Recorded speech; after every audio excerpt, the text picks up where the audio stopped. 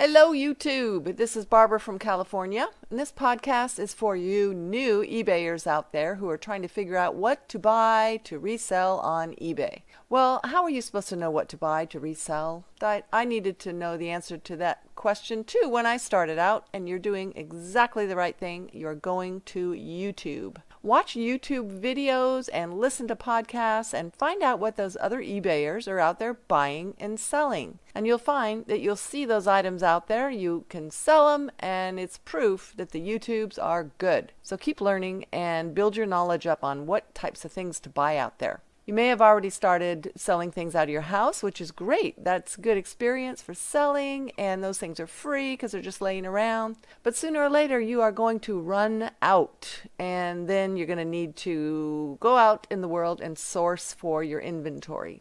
And the three main places we eBayers go to source for inventory are thrift shops, garage sales, and estate sales. So you all have those out there. So go out and find your items to sell. Well, I love to tell stories, and I can go on and on and on all day about my eBay buying and my treasures I found and my sales I made. But my friends and family aren't really interested, and they don't care too much about that. But I know you do, and that's why you're here. So what I'm going to do is tell you about a couple things that I bought out there and sold, and these are things that you can find. I stumbled upon them. You when you shop, you stumble upon stuff. You don't normally know exactly what you're looking for. You just see the stuff appear in front of your eyes. So I'm going to tell you about a couple of these things and what made me buy them. What was my reasoning behind picking them up? And where I got them, what I paid for them, what the buyer, what I sold them for, and what my profit was. So you need to know your profit. That's an important thing to know. You need to know you're making profit. And that's really easy to do. There's just four things you subtract out of the total price that the person paid for your item. And that is the price of the item, what you paid for it, the amount you paid to ship the item out to the buyer, and two numbers which can be found in your eBay, and those are your listing fee and your selling fee. Subtract those four things out and you've got your profit. Remember, be making profit. And then at the end, I'm going to give you a California golden nugget of knowledge. A pro tip. Now, I have tons of pro tips, but nobody really wants to hear about my pro tips and my advice and, my pointers on eBay, but I know you do. And that's why I'm here, because I have tons of information to give out and I want to help you. So I thank you for being here, and I hope that I can burn in your brain some things to pick up when you're out there shopping for your eBay inventory. Okay, well, the first thing I bought was at an estate sale. And if you haven't been to an estate sale, you must go. They are so exciting and so easy to go to, and there are no strings attached. You just find out where it is and go to it. Go to estatesales.org. Put in your zip code and you will find the estate sales in your area. It's just a house where people, maybe someone passed away, or maybe they're leaving the house and the family is, arranging for things to be sold off. So I'm telling you, it's so exciting. You don't know what you're going to find there. Lots of times the estate sales, usually the estate sales do put pictures of what items are there that are going to be available to buy.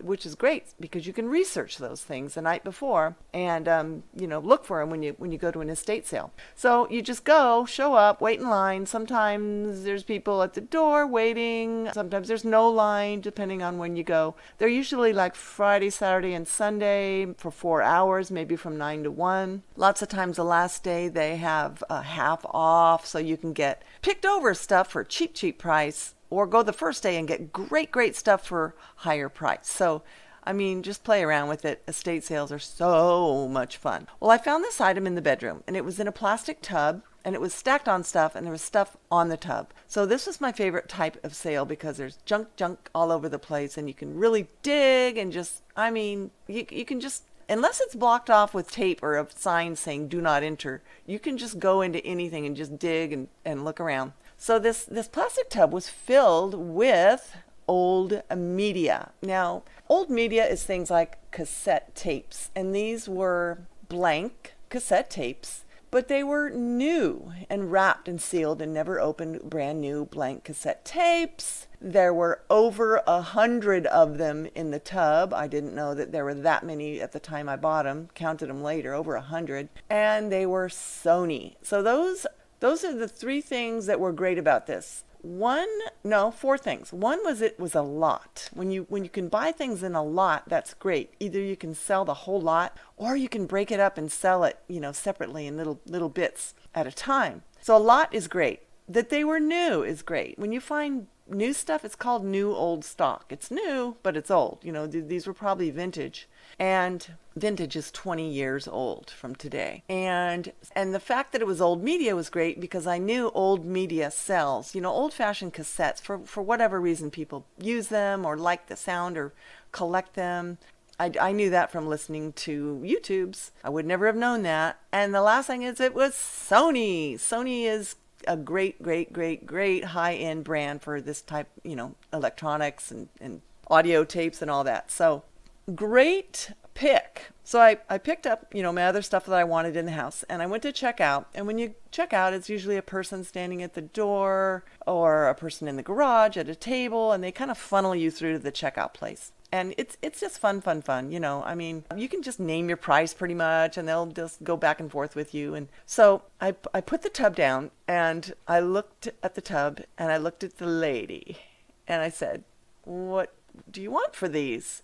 And that's usually the thing I ask is, what do you want for these? Lots of times there are no prices. There's so much stuff they can't put prices on everything. So she looked at me, and she looked down at the box of tapes, and she looked back at my face and said, $20. And so I knew that was good. I just knew that was good because of those four reasons. And so I go, okay, that sounds great. So I paid for my other things, and I paid the $20 for that, higher than I usually pay, for one item. But I knew it was a sure thing. So I went ahead and paid the $20 for those tapes. Well, I got them home and I found out, oh my God, these are really valuable audio tapes. These Sony Audio 90, I don't know what minutes they were, but they were great. And you can look these up on your phone at the estate sale. There's no problem at all with that. They know that the reseller's there and they just want to get the stuff out and sold. So look it up. I even, if I remember correctly, I think I did look one up quickly and I saw that it was high and I go, whoa, I'm taking this whole thing. So I get it home and the darn things are worth $10 each per tape. So my strategy was to sell them in lots of 10. Well, right away, I was selling these tapes on eBay for buy it now. I don't really like auctions. 10 tapes for $85.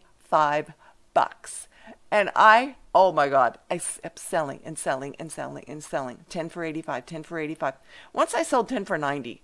Maybe 10 for 80 here and there. 10, 10, 10, 10 for weeks. I would sell these things till all of them were gone. And all told, I made over $900 on this one tub of audio tapes that were new Sony, old media, audio tapes in a lot, which is a fantastic purchase. I stumbled upon it. You don't know what you're going to find. Estate sales are great. There's just, all kinds of wacky stuff. And maybe some collector or some audio guy or gal, was using these tapes. But you can find this stuff out there. Look for your old media. And that was a really good, exciting find.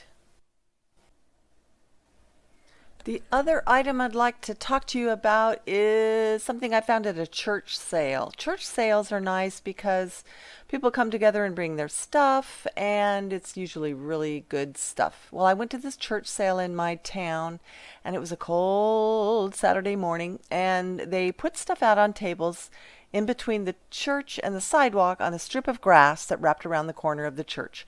So I was picking up my items, and then keep your ears open when you're out buying your stuff because you can hear what people are saying. You can't be everywhere at one time. So kind of listen around to what people are saying.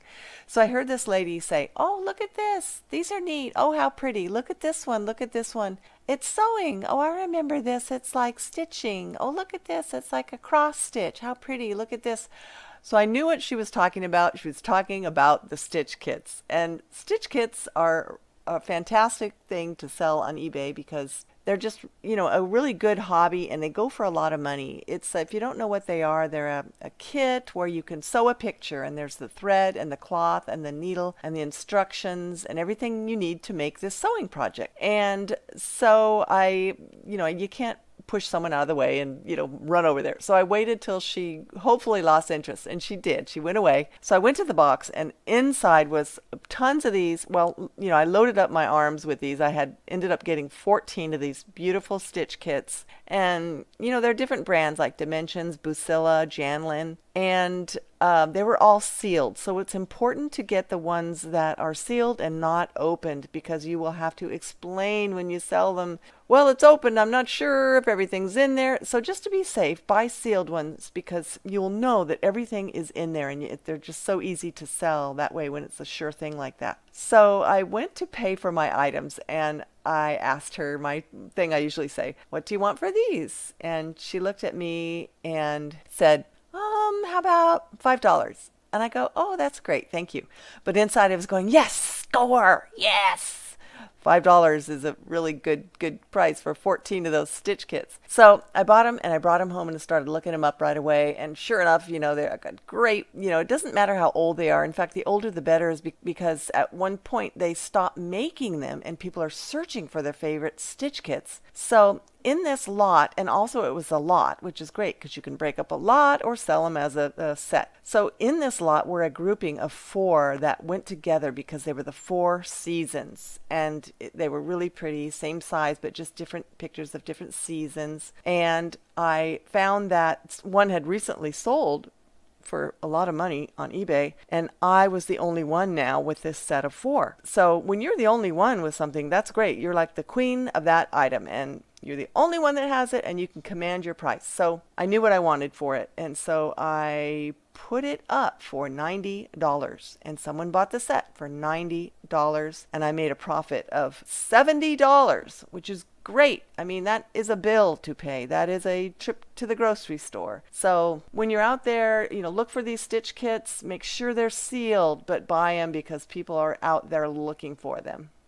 The California Golden Nugget of knowledge today is something that's very important and then you should know right away, and that is, don't shop too much for stuff. You have to list your items and don't let your stuff pile up. And there's a term for this. It's called the death pile. Don't let your death pile up, because it's a very terrible feeling and you could become like a hoarder. It's so easy to shop. It's really fun. We all know it, to shop, but just, chip away at your pile so you have a clean slate and you'll be able to go out and shop again without having stuff that you didn't list yet. So that is it. Resist shopping. You can do it.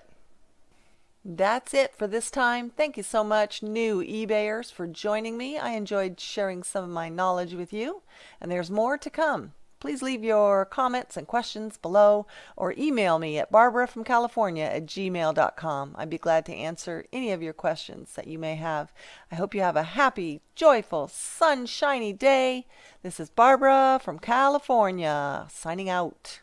Bye.